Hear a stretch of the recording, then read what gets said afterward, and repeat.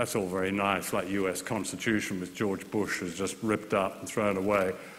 That, that sanctity of the Fourth Estate has always been a rather romantic one.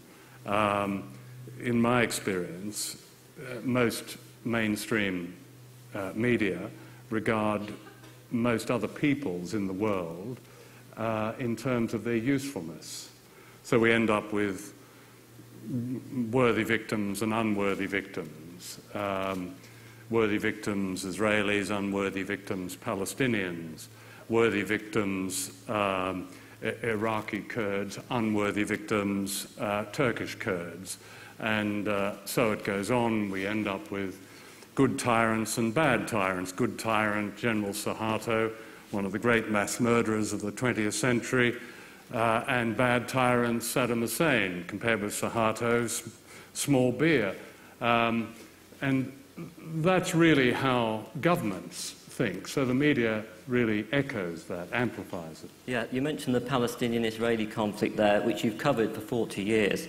In the book, you note that 9% of young British television news viewers didn't know that the Israelis were the occupying force in the so-called occupied territories and that the illegal settlers were Jewish. Many believed them to be Palestinians. How do you explain that misconception? Well, I think we really need broadcasters to explain it, because they were talking about broadcasting. This is from evidence done by the University of Glasgow, by the excellent media unit run by Professor Greg Philo, and they published a number of bad news reports from the Middle East. And that's a particularly shocking statistic. But it's not surprising. It comes out of suffering being graded.